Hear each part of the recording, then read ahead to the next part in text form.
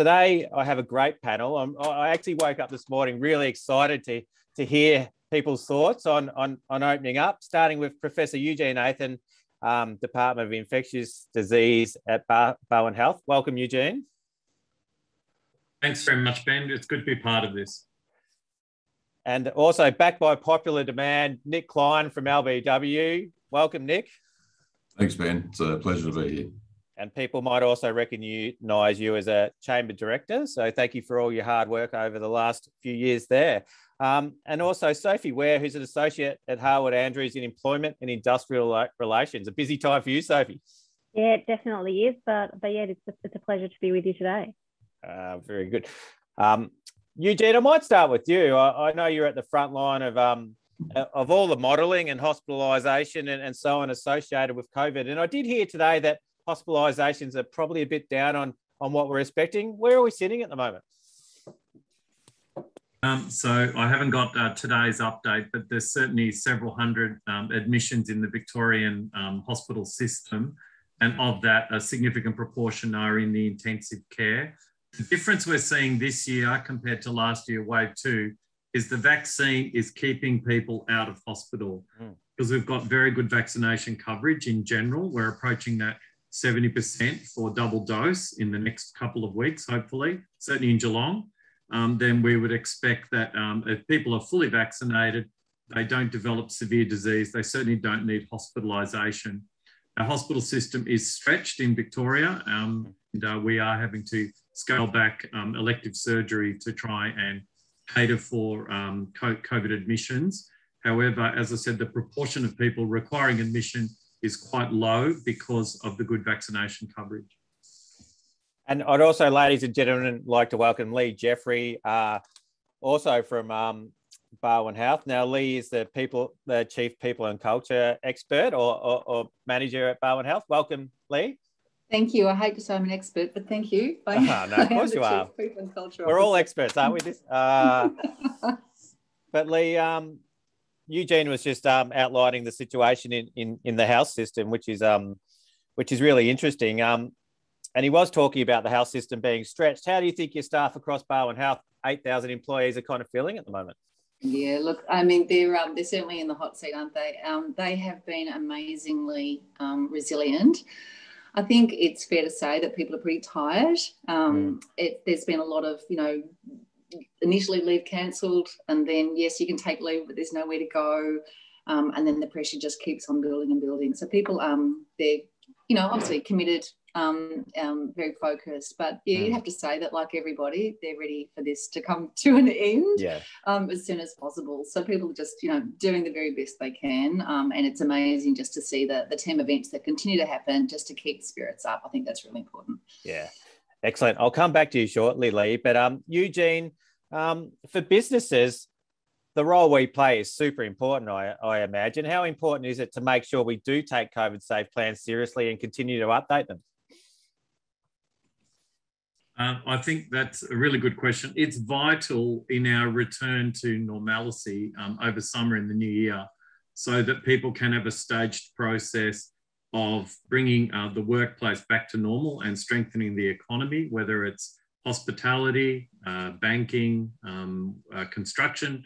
Any sector can have a well-designed COVID-safe plan so that people who are unwell and have symptoms don't come to work, they get quickly, that they're fully vaccinated, that they have the opportunity to be vaccinated, and that the physical layout of their workplace is conducive to personal spacing or social distancing, as it's called, and that the cleaning schedules are appropriate. And I think COVID has taught us that viruses spread readily between humans, and therefore having a COVID-safe plan actually will reduce other illnesses such as colds and flus and gastro when they do occur.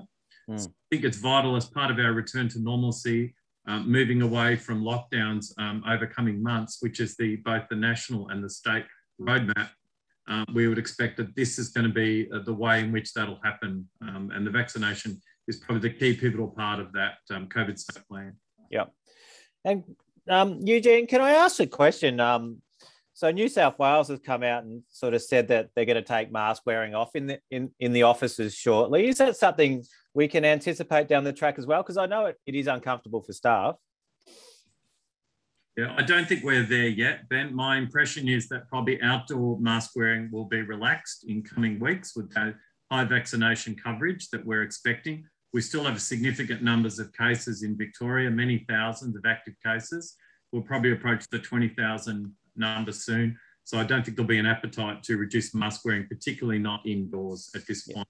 But certainly towards Christmas, there'll be a reevaluation of that. And a big shout out to your team, but also everyone in Geelong. Yesterday, I saw the rates that we're probably at nearly 95% first dose and nearly 70% second dose, Eugene. That's right. We're kicking goals in that regard. It's been an energised community, and we've got an excellent rollout of the vaccination program, both at the MassVax and at general practice level, and now chemists and pharmacies as well. So that's been a real success story for our region, and we're very proud of those results. Well done.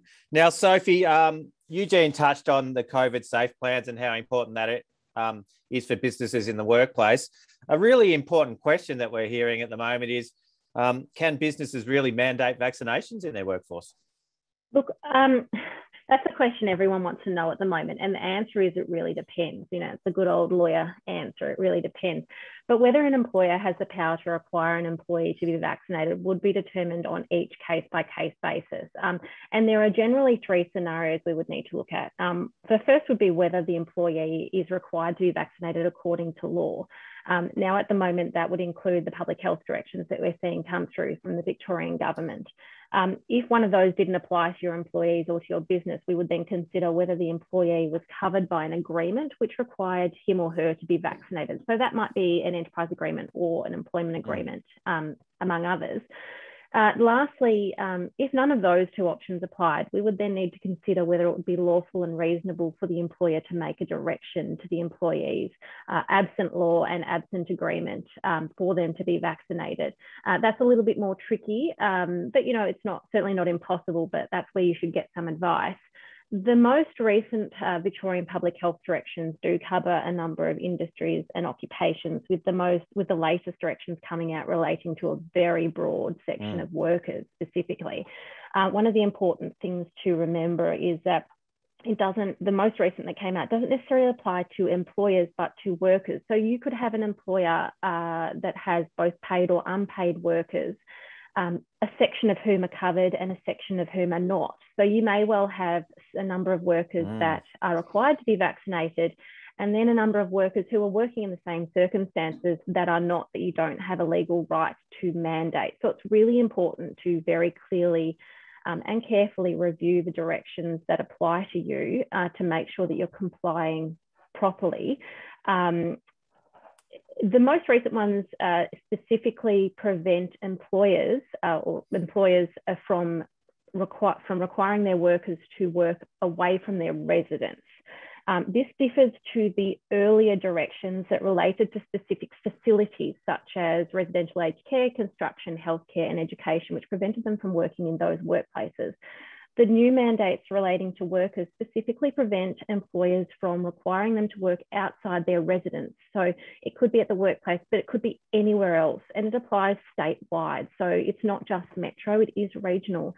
But there is, you know, specific limitations in the directions. There's a little bit of ambiguity, and it's probably because it's been rushed through to a certain extent.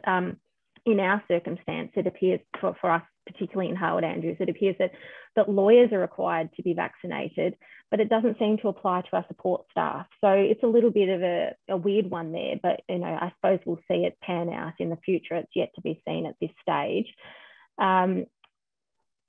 The most recent directions, I will point out, it's very important that employers do comply. One of the things employers do need to do, which they might miss, is employers are required to notify their workers that they are obliged to collect, record, and hold vaccination information about workers who fall within a defined class, and they must not permit a worker who is unvaccinated to work for the employer outside the worker's ordinary place of residence, unless an exception applies under the directions.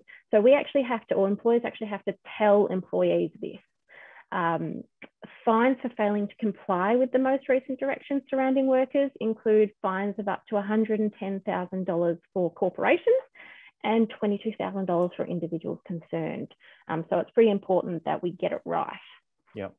So Sophie, can I ask, just to sum that up, employers can't really sack unvaccinated people. We don't even know if they can direct them at the moment. And the reality is they're going to have to make them work from home and not allow them in the office or be on the front line.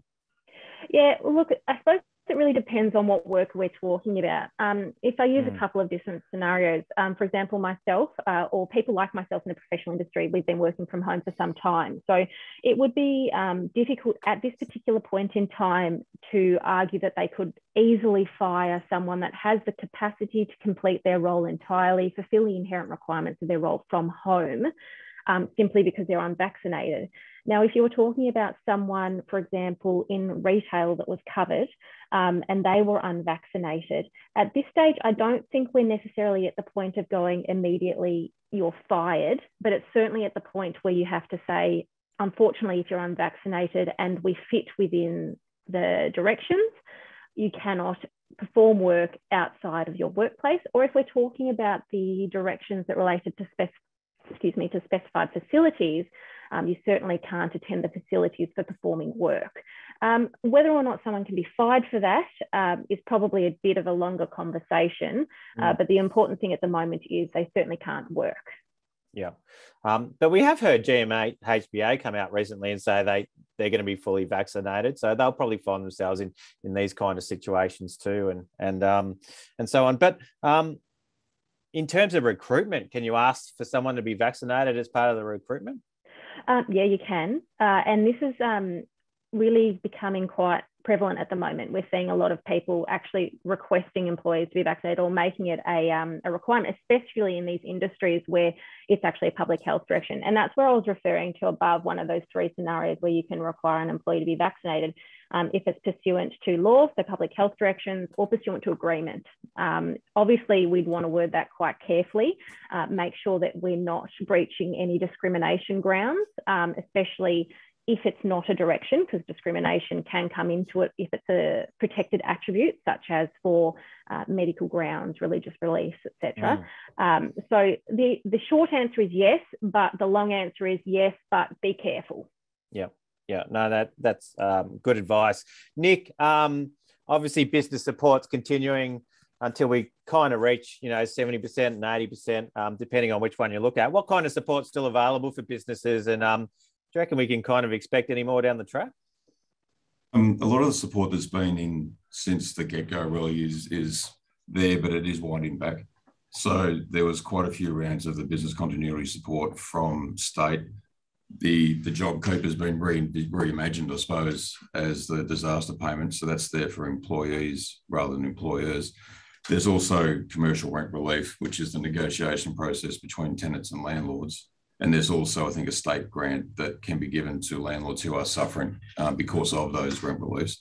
But they're all, and there are a myriad of them, and it really is up to the businesses to either talk to their advisors or to jump on to the Business Vic website to see what grants are available, when they close, when they open, what the eligibility criteria are, because there are quite a few of them, and it is quite confusing. And some of them are actually quite onerous to apply for too. So, and if we look at the recent pronouncements from Frydenberg about the JobKeeper, there was something like $27 billion were paid to businesses who didn't actually qualify in the end.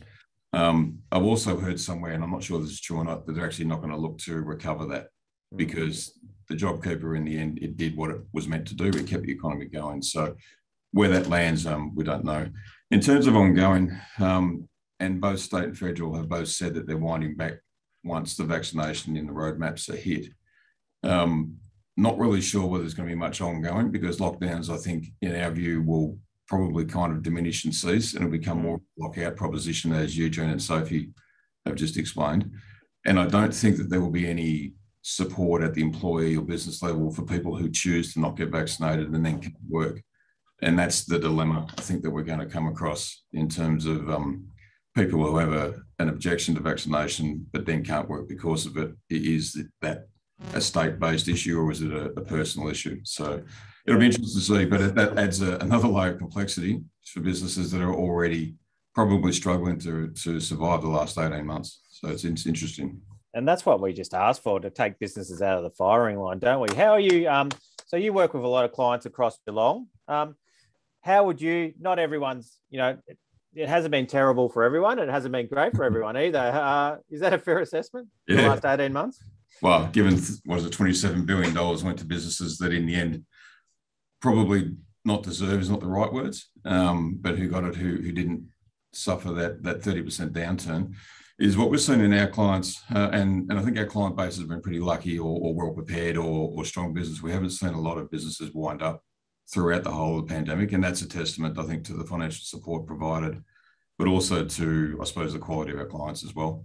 But we are still seeing a bit of a two-stage economy within our clients. We've got some businesses that have done extraordinarily well throughout the pandemic because they've been in an industry that has required more custom throughout the last 18 months. And we've also got the ones in the tourism and hospitality and in more recently construction industries that have suffered markedly financially. But again, the financial supports have assisted there. How they recover from here really depends on a lot of things. I mean, if we look at staffing, and Lee can probably talk more about this as well, there's a bit of a hole for a lot of businesses to source staff. And once we come out of lockdowns and into lockouts, particularly in tourism and hospitality, is they're going to struggle to find the resources to service the people who are now going to come out of their homes and start spending the money that they've got hidden under the mattress over the last 18 months. So it'll be interesting to see. But yeah, a lot have done well and a lot have not, but have still managed to get through. So in that respect, they really need to look forward. They really need to not look backwards and redo what they did back in March 2020 and prior to that. They need to re-envisage their business and keep the innovation going. Their competitors are going to do it in order to stay alive and to prosper. Is they're going to have to continually look at what they provide, how they do it, how to maintain their staffing levels, increase their staffing levels where required, and make sure that they financially are stable and strong. Yep.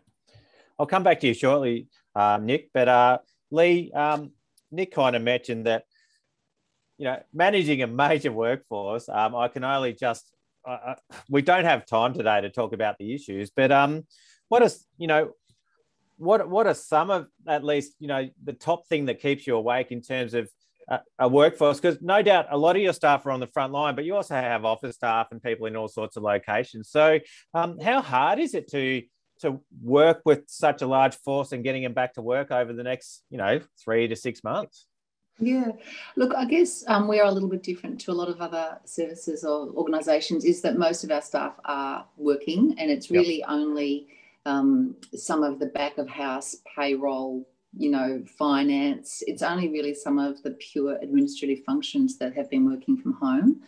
And even with them, not many people have 100% been working at home. There's a lot of reasons to come in and out. So I think probably our situation's a little bit different. And we... So for us, it's not about bringing the workforce back. Most of them are actually already back, but we do recognise that there's going to be some people who need to just feel confident to come back to the workforce. But I think, of all the places to work, we're surrounded by, the Eugenes and his colleagues and the like. So we've got so much support, so much information available to people that they're well supported. It's a little bit different for us. And tell me, Lee, recruitment, you must have, with so many staff you're constantly employing and saying goodbye to people and so on. Have you found recruitment to be tougher with the tighter market conditions at the moment and getting skilled staff? Yeah, it's been funny because I'm from Melbourne and my experience has not been working in Geelong, and we have very low turnover at Bowen Health, exceedingly low. So it's not so much that they're going out. It really is around, for us, it's around growth recruitment. And so there's been a huge opportunity actually for the Ford Hub and all of those other kinds of COVID testing centres. They've actually provided a lot of entry-level jobs for a lot of up-and-coming people straight out of uni.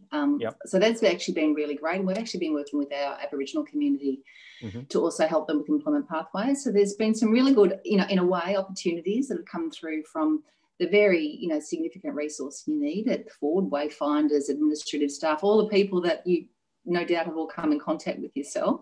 Yeah. And then outside of that, certainly the nursing workforce, there's huge, we've got growth funding, in mental health, enormous expansion in that area. And it's those kinds of nursing roles are the ones where we really are seeing the biggest need. To follow our clinical services plan. So that's how we do it. We have a clinical services plan over the next 5 years, and then we have to match a workforce with all of the growth areas in the various clinical streams. And nursing is one of them, and particularly mental health nurses is particularly the area that we need more. Yep. To match the fund. And how important is it to take, particular care to have wellbeing resources in place for staff? And is that kind of a conversation that's certainly changed over the last 12 to 18 months in every workforce? I believe so. I think that it's more present. I think discussions around wellbeing are more present and visible. I think they're more frequent. And I think everybody, we're pretty resilient people in health. We come across, tragic and wonderful circumstances every day. So that we're pretty resilient as a whole, but everyone's just human. And I think the sustained pandemic has taken its toll on everybody. And I think, so we've certainly invested in some extra resources. We've just engaged a new AEP program, but more than that, it is around the conversations that happen on a day-to-day basis. Yeah. And finding times to celebrate. Just making sure that we've got balance in the work. It can't just be the slog of every day and the care and the focus and the every day. It needs to also be a bit of fun and celebration, and there's got to be lightness as well. And I think that we're ever more focused on that. It's really hard. Bring back the fun. That's the key message. I certainly take that on board. We're all looking forward to having a bit more fun. Bring back Friday night drinks. Yeah. Yes. Yes. Sophie, I've just got a question from our audience, and please, if anyone who's joining us has got a question, please whack it in the chat function. But Jane Millett says we're developing an immunisation policy and conditions of entry. Are we allowed to have a clause in the contracts that at least allows us with staff to collect their immunisation status? Technically, yes. You could, as long as it doesn't breach other laws, yes. We do have to be careful around privacy rules when collecting immunisation records. So that's a big consideration. Now, that's going to vary depending on whether that employer is subject to the public health directions. So obviously, if we've got public health directions applying to us, we have to collect that information. We do have to store it properly. So yes, we can, as long as it's particularly relevant. So in this circumstances in relation to COVID-19, if we are mandating it without the directions, then yes, we would be able to request that information pursuant to, say, for example, you made a policy that said all our employees are required to be vaccinated for COVID-19 and we require you to provide your information. Then yes, obviously they're going to need to provide something, whether it be the slip from your MyGov website, or it depends what that employer is going to require to prove that, whether they're going to go by word of mouth or not. But certainly for employers that are covered by these public health directions, yes, they are allowed to collect vaccine information, and vaccine information is defined in the directions themselves. And usually it would include, I believe if it's a first dose, we're talking probably an immunisation record. I would suggest asking employees to black out anything that's not relevant so that we're not getting more information than we bargained for. If their immunisation record comes with more information than the COVID-19 vaccine. Or if you're double dosed, it would be, I believe, a certificate, a PDF certificate that shows that you're double dosed. So specifically in relation to the directions, as I said, yes, we can collect it. Otherwise, I think we do need to be a bit careful about not overstepping our bounds for those employers that are not required or not required by directions to do it. So if you've got employees that are purely working from home, one would wonder why would we would need that information. And from a risk perspective, I think employers should be careful not to overstep their bounds, in the sense that if you do, for example, have a wholly online workforce, why would we need that information? And then why would we want to expose the employer to more risk than necessary in relation to collecting, storing and using those details? Very good. Thank you for answering that. Now, Eugene, just a few functional or even just pick your brain a little bit about what the future looks like. Do you think booster shots and pocket tests will become normal? They're good questions. So booster shots, there's no doubt that we'll be requiring those probably at the 12-month mark. And then based on further studies, we might be able to stretch out doses beyond that. But for the first round, the current generation vaccines, there'll need to be a booster. We're starting booster shots for compromised individuals at the moment for the first time, started today. That's a formal arrangement. But for the general population, I'd expect it at about 12 months from the second dose. The pocket testing or rapid antigen tests are good. The problem is they're not as sensitive as the standard testing that we do. So you may still miss a few people, but certainly for border control, arriving at work, different large-scale situations like that, there will be a role for the rapid antigen tests. And we're doing some trials around the country right now. Are they expensive?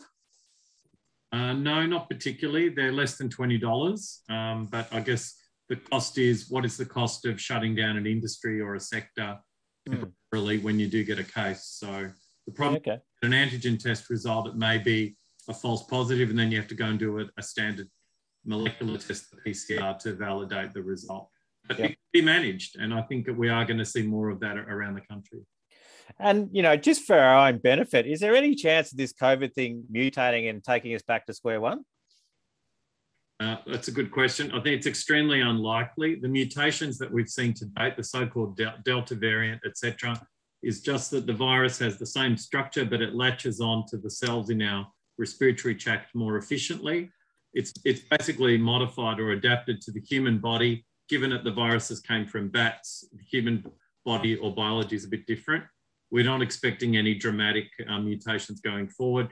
We've dealt with coronaviruses for many decades. It's not like we've never seen them before. It's just that this strain is novel to humans. Yeah, okay. And the final question for you, Jen, it's a really important one. Have you started planning your family Christmas with your 30 people? You bet I have. It'll be down at Torquay, hopefully. Amazing, amazing. Thank you for all your hard work and thank you for your time. Nick, can I finish with you? I just want to do a big shout out. As you said, there are businesses that are sitting on cash. JobKeeper's kind of been pumped out a little bit willy-nilly, but that was the intention, to put the money into the market as quickly as possible. How important do you think that those businesses need to get out to bolster our economy and start spending? And what are some of the tax implications they need to be aware of? I think that's really important, Ben. The cash isn't doing anyone any good sitting under a mattress in the home. And I think generally from feedback from our clients is they're wanting to do that. It's just a matter of how and when and the availability to get out in the market and actually do that. And as soon as you start doing that, as we indicated earlier, hospitality, tourism is going to boom, I think, in the short term, and then level out to a really good level. And until we get international travel back in, local tourism is going to be the thing that people are looking for. In terms of taxability and effect, a lot of it's really not clear at this stage, and there's no consistency over the grants. Some are taxable, some aren't. At the business level, at the individual level, the JobKeeper was taxable, but the disaster payments not. So they've really got to be on top of the effect of all that. And if you look at the investment side of stuff, which again is something that the government is pushing through the instant asset write-off, is the depreciation, the accelerated depreciation, or the 100% write-off is great. But what it does mean is that you're just bringing forward a whole bunch of deductions into this financial year. So if incomes increase at the business level over the next year or two as the economy opens up, that means that your profits will obviously increase a little bit more than what you would have thought. So you just need to plan for that. And again, you need to talk to your advisor to get some budgets going. In terms of investment and growth, that's always been something you should do. It depends on cash flow, but by all means, get ready for things to open up to be able to service the people coming out of their homes and to do what they always wanted to do. So, excellent. Thank you, Nick. So, ladies and gentlemen, fingers crossed it's about to kick off for business. Geelong very much wants to get back to business. Today, I'd like to thank our webinar guest, Professor Eugene Athan. Welcome. Thank you, Eugene. Lee Jeffrey from Bowen Health. Thank you, Lee. Nick Klein from LBW and Sophie Ware from Harwood Andrews. A great panel today, and hopefully it gives you you a few snippets to consider as we move forward. But ladies and gentlemen, let's move forward together. Thank you. Thanks, Paul.